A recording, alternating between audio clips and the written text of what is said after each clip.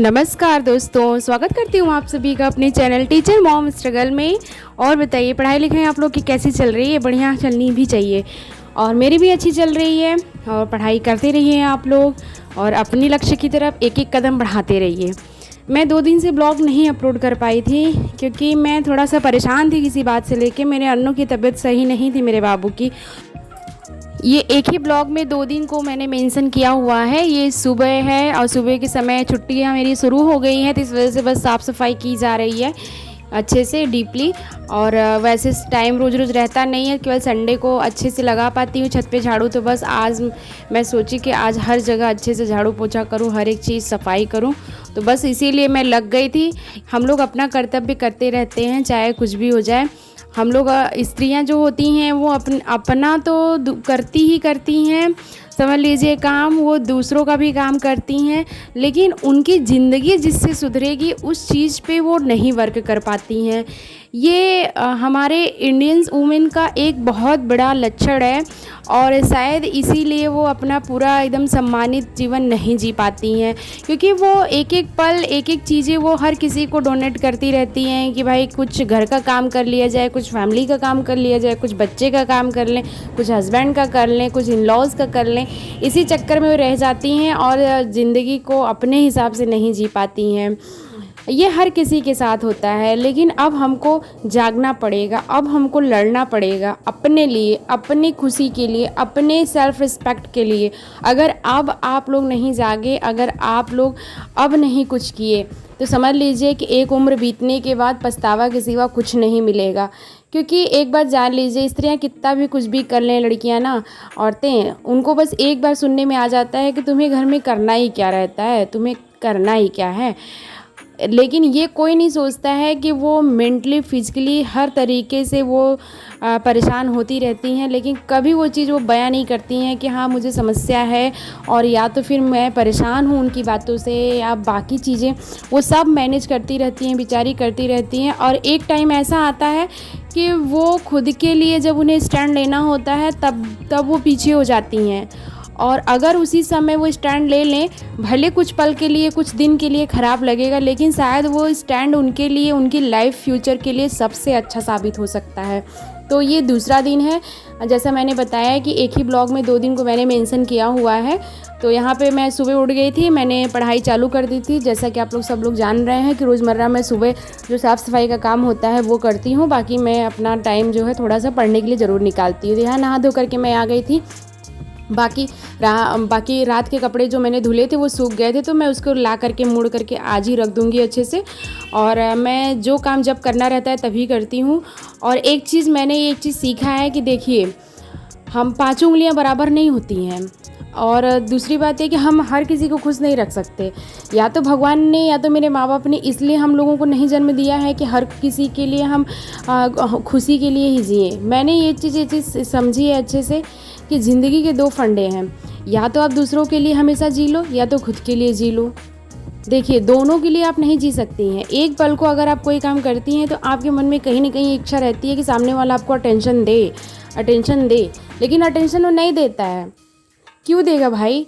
क्योंकि उनको आपकी फ्रीडम नहीं अच्छी लगती है, तो क्यों देंगे वो फ्रीडम, क्यों देंगे आपको अटेंशन? तो इस बात को आप लोग जान लीजिए कि आप लोग किसी को अटेंशन देना बंद करिए। ये सबसे बड़ा है। आपका जो काम है वो करिए फट से, उसके बाद आप अपना काम, अपना लक्ष्य जो निर्धारित किए हैं उसके पीछे लग जाइए। अगर मैरिड वुमेन है, मैं उनके लिए भी कह रही हूँ, मैं बॉयज़ के लिए भी कह रही हूँ कि देखिए, अगर आप लोग लड़के हैं या लड़कियां हैं, जो भी हैं आप लोग, जो भी मेरा वीडियो ये देख रहा है, वो एक चीज़ समझ ले कि अगर आप हर किसी को खुश करने के लिए अगर आज आप लग रहे हैं ना, तो फिर एक टाइम ऐसा आएगा कि बहुत सारे लोग आपसे 10 कदम 1000 गुना आगे कदम बढ़ा के चले गए रहेंगे, और आप सोचेंगे कि आप 10 गुना स्पीड बढ़ा के उनको पा लीजिए। तो ये पॉसिबल नहीं है, ये पॉसिबल नहीं है। पॉसिबल होगा तब होगा जब एक एक कदम आप रोज़ बढ़ाते रहेंगे, उनके बराबरी में चलते रहेंगे, डिस्टेंस थोड़ा सा कम होगा। वो स्पीड में पढ़ाई की बात कर रही हूँ, मैं आपको अपने लक्ष्य को पाने की बात कर रही हूँ। तो बस यहाँ पे मैं लग गई थी खाना पीना बनाने के लिए। जो मेरा कर्तव्य है उसका निर्वहन मैं अच्छे से करती हूँ, और मैं सब खाना बना रही हूँ, क्योंकि आज छुट्टी है, इस वजह से मैं आराम से खाना बना रही हूँ और करीब लोग 10 से 11 बजे तक खाते हैं, तो बस इसीलिए। और बीच बीच में ऐसा नहीं है कि मैं इंतज़ार करती रहूँ कि बना करके कि सब आएंगे तो खाएंगे, ऐसा मैं नहीं करती हूँ। मैं एक चीज़ जानती हूँ कि देखो, खाना बनाना जब होगा, जब जो लोग खाएंगे तभी बनेगा। आधे घंटे लगते हैं खाना बनाने में, बना लो, उसके बाद उसके बाकी का जो टाइम है वो आप अपने स्टडी के लिए निकालिए। यही काम मैं भी करती हूँ, आप लोग भी किया करिए। इसी तरह देखिए, आप बहुत ज़्यादा हाथ पैर मार नहीं सकती अगर आप हाउसवाइफ हैं या तो फिर आप घर में हैं अपने। अगर आपको जिम्मेदारी ये है कि आप खाना बनाएंगी तो कुछ भी कर लीजिए, आपको खाना बनाना ही बनाना है, और तो इस बात को नकारा नहीं जा सकता। तो बस आपका जो काम है वो आप करिए, लेकिन इसके साथ साथ खुद का ख्याल रखिए, खुद को खुश रखिए। और बॉयज़ के लिए मैं एक चीज़ कहना चाहूँगी कि लोग कहते हैं कि लड़कियां नहीं भी कमाएंगी तब भी चलेगा, और लेकिन लड़कों के साथ ऐसा नहीं है। लड़कों को तो कमाना ही कमाना पड़ता है, वो बेचारे तो और ही ज़्यादा टॉर्चर रहते हैं समाज से, परिवार से, बाकी सारी चीज़ों से। उन्हें किसी किसी के माँ बाप सपोर्ट करते हैं, वो अच्छी बात है, लेकिन एक टाइम पे हर कोई आके ये बात कह देता है कि तुमसे नहीं हो रहा है, तुम छोड़ दो। तो यही टाइम वो है कि आप एकदम लग जाइए कि नहीं, जिन लोगों ने कहा छोड़ दो ना, उनको ये साबित करके दिखा दो कि तुम कर सकते हो, तुम कर सकती हो। सब लोगों को मैं कह रही हूँ, और मेरे साथ भी ऐसा था। बहुत सारे लोग मुझे मेरे हुलिये से, मेरे चीज़ों से आंकते थे कि अरे ये तो गांव की हैं, गांव से पढ़ी लिखी हैं, इनको क्या हो सकता है, ये क्या ही कर लेंगी, ये है वो है। हालांकि मेरा एकेडमिक मेरिट बहुत अच्छा था, ये बात हर किसी को नहीं पता थी। मेरे हस्बैंड को पता थी ये बात, बाकी बहुत सारे लोगों को नहीं पता थी, या तो लोग जान के भी अनजान बनते थे, आपको डिमोटिवेट करते रहते थे। अगर मैं पढ़ाई भी करूं तो भी लोगों को लगता था कि भाई क्या ज़रूरत है, ये है वो है। लेकिन देखिए, जान लीजिए, लोगों की ज़रूरतों के हिसाब से आपको नहीं जीना है। यहाँ मेरे बाबू की तबीयत ख़राब है, देखिए आप लोग, इसको नेबुलाइज़ किया जा रहा है और इसको लू टाइप का लग गया है, इसी वजह से काफ़ी दस्त हो रहा था इसको। तो बस यहाँ मैं बैठ गई थी पढ़ने के लिए खाली हो करके। हाँ, तो मैं आप लोगों को एक बात और कहना चाहूँगी कि देखिए, हर किसी के जीवन में कोई एक ऐसा रहता है जो उसको चाहे हर कंडीशन में, चाहे किसी भी कंडीशन में आप हो, अच्छे कंडीशन में हो, बुरे कंडीशन में हो, उसको वो सपोर्ट करता ही करता है। तो या तो आपके माँ बाप हो सकते हैं, या तो आपके भाई बहन हो सकते हैं, या तो आपके फ्रेंड्स हो सकते हैं, या तो आपके हस्बैंड हो सकते हैं, या तो आपकी वाइफ हो सकती है, जो भी हो सकता है, कोई भी एक हो सकता है आपके जीवन में होगा। तो देखिए, उसकी खुशी को ही मान करके कि हाँ, हमें उसको प्राउड फील करवाना है, उसको अच्छा फील करवाना है, इसी चीज़ को अपना मोटिवेशन का पॉइंट बनाइए और अपने लिए मतलब एक अच्छा सा आप लक्ष्य निर्धारित करिए और कुछ बड़ा सोचिए, बड़ा सोचने से ये होता है कि हम छोटी चीज़ों को प्राप्त कर लेते हैं वहाँ तक पहुँचने के लिए, क्योंकि उससे बड़े के हिसाब से हम एफ़र्ट लगाते हैं, तो वहाँ न जा कर के हम हो सकता है कि उसे छोटा सा लक्ष्य प्राप्त कर लें। तो बस इसीलिए आप लोग लगे रहिए, डटे रहिए, चाहे कुछ भी हो जाए। एक बात और मैं कहना चाहूँगी, किसी ने मुझे कमेंट में किया था कि उनकी एज 40 है, क्या वो यूपीपीसीएस की तैयारी कर सकती हैं। तो मैंने पिछले भी ब्लॉग में आप लोगों को बताया हुआ है कि देखिए, एज वाइज क्राइटेरिया बना हुआ है, आप उसको चेक करिए कि आप उस क्राइटेरिया में आ रही हैं कि नहीं आ रही हैं। उसके बाद आप डिसाइड करिए कि अगर आपने ठाना है कि आप यूपीएससी कर सकती हैं तो आप करिए, इसमें कोई वो नहीं है। लेकिन आपको पहले ये देखना पड़ेगा कि उस क्राइटेरिया में आप आ रही हैं कि नहीं आ रही हैं। और एक बार जान लीजिए कि आप अगर तैयारी करना चाहती हैं, अगर आपका क्राइटेरिया बना हुआ है, तो आप अपने को धोखे में रख के मत पढ़िए, आप एकदम लग के पढ़िए, कुछ भी हो जाए बस इस तरीके से पढ़िए, क्योंकि अपने आप को धोखा देना सबसे बड़ा दुख होता है। हम लोगों को दिखाने के लिए पढ़ते हैं कि नहीं हम पढ़ रहे हैं, बाकी सारी चीज़ें हम करते हैं, लेकिन वो मेरा मन जानता है, मेरा दिल जानता है कि हम पढ़ नहीं रहे हैं। जिस हिसाब की पढ़ाई चाहिए वैसी पढ़ाई हम कर नहीं रहे हैं। तो भाई, ऐसी पढ़ाई का क्या मतलब है। और बहुत सारे लोगों ने मुझे कमेंट किया था कि अपनी स्ट्रेटजी जो है उसको शेयर करें। तो मैंने आप लोग को बताया हुआ है कि चुनाव बाद ही मैं वो स्ट्रेटजी जो है वही बना पाऊँगी वो वीडियो, क्योंकि अभी बहुत व्यस्तता है और स्कूल की छुट्टियां भले हो गई हैं, लेकिन अभी भी मुझे 1-2 घंटे के लिए स्कूल जा कर के कुछ ऑनलाइन पेपर वगैरह है वो सब फीड करना पड़ता है, काम रहता है हम लोगों को, इस वजह से मैं नहीं कर पा रही हूँ।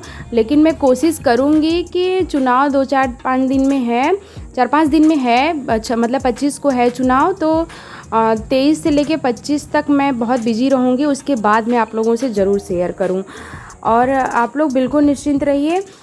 और किसी ने मुझे कमेंट में किया था कि आप अपने दूसरे चैनल का नाम बताइए, तो मैं आप लोगों से वादा करती हूँ कि जिस दिन मेरे 15+ सब्सक्राइबर हो जाएंगे उस दिन मैं अपने दूसरे चैनल का आप लोगों को लिंक दे दूँगी, आप लोग देख लीजिएगा। और वो मेरा फैमिली ब्लॉग है, उसमें बहुत कुछ खास है नहीं। स्टडी का मैं जानबूझ के डरती थी, मैं नहीं डालती थी क्योंकि लोगों को पसंद नहीं आता था। लेकिन एक चीज़ मुझे समझ में आई कि उस चीज़ में मुझे खुशी नहीं मिल रही है। कुछ चीज़ें बीच में मेरे साथ ऐसी हुई कि मैंने पढ़ाई फिर से रीस्टार्ट की है और मैं चाहती हूँ कि मैं अपने लक्ष्य को प्राप्त करूँ, ना केवल खुद के लिए बल्कि मैं अपनी मम्मी के लिए, मैं अपने पापा के लिए, भले मेरे पापा इस दुनिया में नहीं, मैं अपने छोटे भाई बहनों के लिए, मैं अपने बच्चे के लिए, अपने हस्बैंड के लिए ये चीज़ करना चाहती हूँ। और ख़ास करके उन लोगों को भी जवाब देना चाहती हूँ जो लोगों ने मुझे बहुत इग्नोर किया है और जिन लोगों को मुझ पर भरोसा नहीं है, और शायद उन लोगों के लिए भी है जो अपने ज़बान से मेरा नाम लेने से भी कतराते हैं। उनकी नज़र में मैं इतना ज़्यादा चुभती हूँ, तो बस उन्हीं लोगों के लिए मैं चाहती हूँ कि मैं कुछ करूँ और उन लोगों को जवाब दूँ। इसी आग के साथ मैं स्टडी करती हूँ और आप लोगों से भी अपेक्षा रखती हूँ कि आप लोग पढ़िए। देखिए, हर किसी से अगर आप उम्मीद लगा के बैठेंगे कि वो आपसे खुश रहेगा, वो आपसे बातें करेगा, तो वो नहीं बात करेंगे, क्योंकि वो झुकना नहीं जानते। वो झुकना वो लोग नहीं जानते। वो लोग आपसे उम्मीद रखते हैं कि आप झुकिए उनके सामने, आप उनके सामने अपना रोना रोइए। भले वो उस बात को इग्नोर करेंगे, उन्हें आपके तकलीफ़ से, आपके दुख से कोई मतलब नहीं है, जिन लोगों के लिए आप दिन रात एक करके आप कर रहे हैं चीज़ें। तो ये चीज़ें अब से भी आप लोग जाग जाइए, अवॉइड करिए।